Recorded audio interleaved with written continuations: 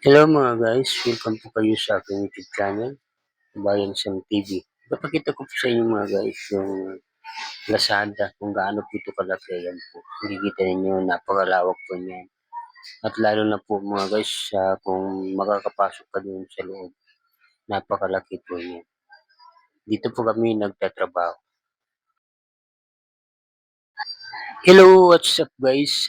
For today's video, ipapakita ko po sa inyo at ipapakilala ang aking mga katrabaho. Ayan po, kaya tapos lang po namin yung break time at nagpapahinga na po kami. Yung iba.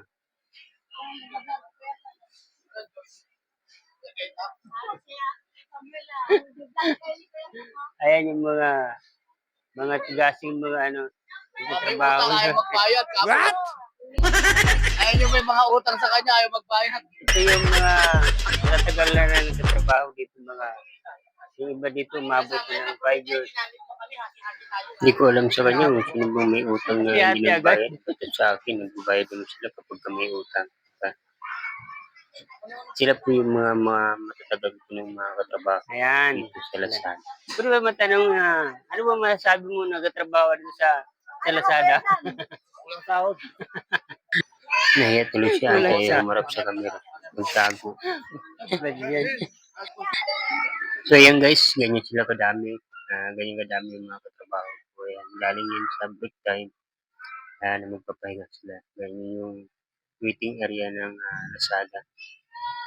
Yan. So yun guys, makikita niyo po yung mga katrabaho kung meron pong iba-ibang uniform. Merong green, blue at saka pula. Kasi nga po ay meron tatlong klaseng agency dito.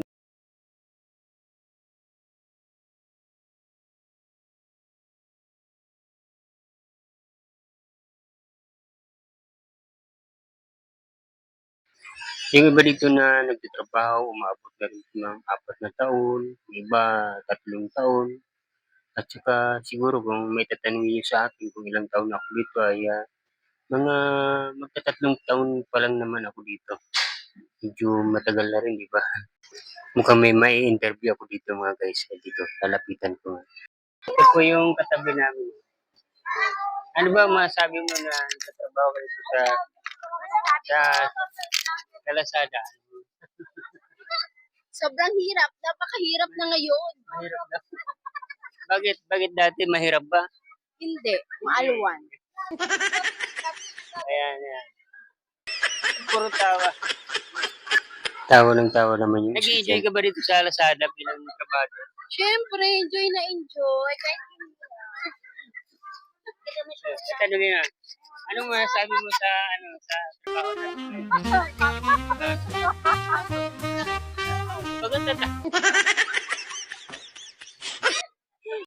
So, ayan guys, mahirap po daw ngayon kasi dati daw, magaan lang ang trabaho.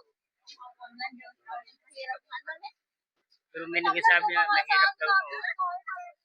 Ngayon, magaan naman. Hindi ko alam ano ba talaga.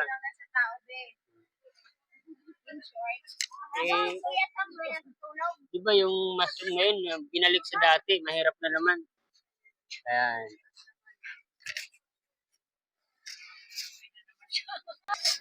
Sabi guys, ang nasabi ko lang, bago pa lang ako dito sa trabaho, talagang ang experience ko ay parang napakadali lang magtrabaho dito. At lahat ng pinasukan ko na trabaho, mga plastikan,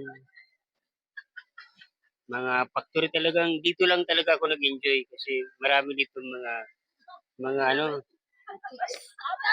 hindi mababait at magaling makisama sa kapwa. What? Yan.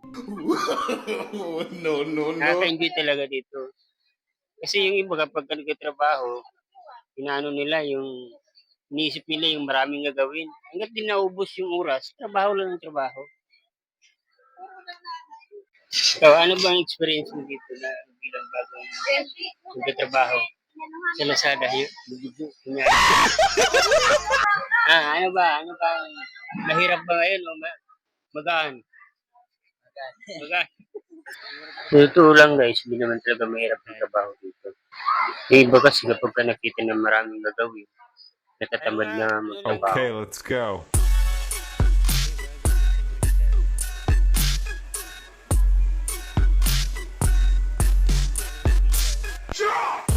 What?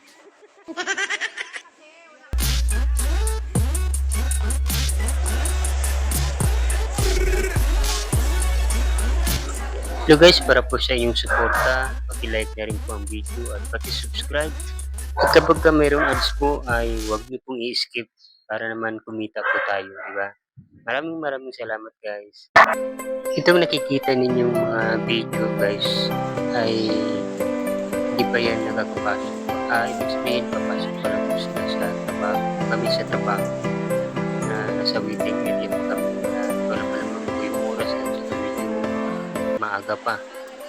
Yan, no, di ba? Kita po ninyo, meron mga blue. At kung meron naman kayo nakikita na nakaputi, ito yung mga bago na pumapasok sa trabaho. Di ba? Meron naman na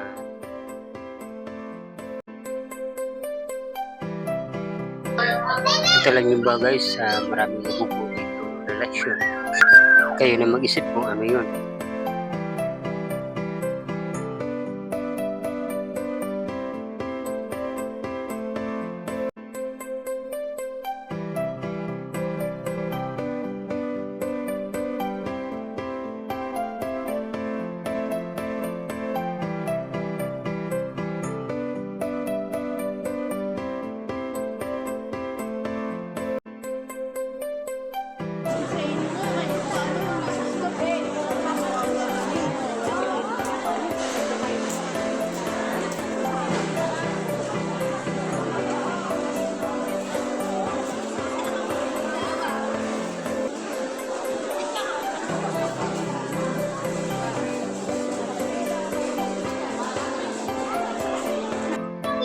Ito naman guys yung canteen na palagi namin kinakainan. Actually, maliban dito sa canteen, mayroon pa namang canteen sa labas pero dito talaga ay aircon. Mas marami din ang kumakain dito at saka hindi lang dahil sa aircon dahil malapit po, nasa loob lang. Hanggang dito lamang, bye bye!